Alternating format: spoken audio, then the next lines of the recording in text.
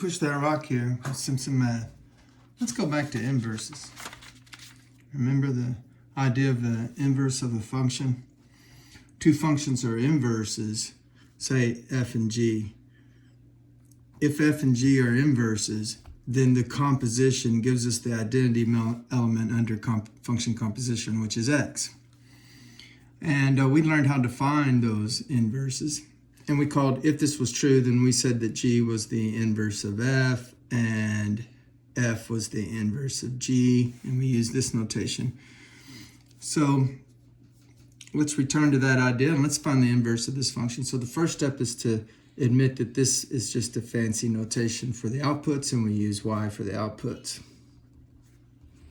And then we know that this, if we put in the inputs of g into function f, then the output's going to get us right back. So what we can do is interchange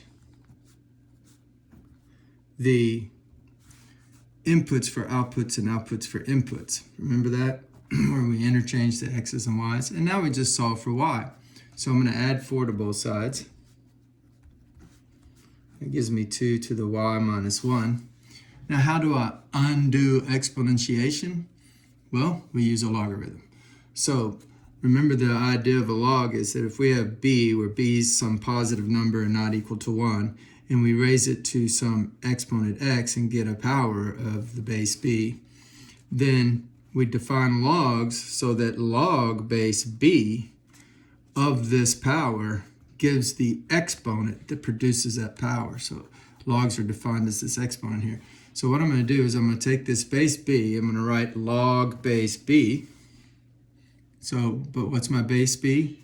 It's this base right here. So I'm going to make this base b a 2. Okay? So I don't know why I wrote b. Actually, it's because I said b. Anyway, that's a 2. Pretend that's a 2. My eraser doesn't seem to be working. So I take this base and make log base of that base of the power. And the power is whatever the exponential expression is equal to. So x plus 4. And that equals the exponent over here, which happens to be y minus 1. Now I'm trying to solve for y, so I'm almost there. All I got to do is add 1. So log base 2 of x plus 4 plus 1 is equal to this y over here. So that means that this function, since we isolated y, is the inverse of the original function. So the inverse of f is log base 2 of x plus 4 add 1. Let's do a couple more examples. So here's a little, actually easier one, just e to the 4x. So we make it y equals e to the 4x. Then we interchange inputs and outputs, so e to the 4y. And now I'm going to take log of this base, e, of the power, and it should equal the exponent.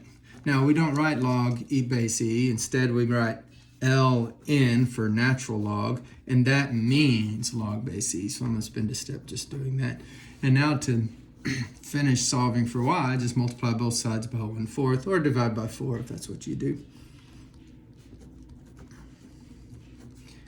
And so the inverse of g is the function that is a scalar multiple of the natural log function, and that scalar multiple is 1/4.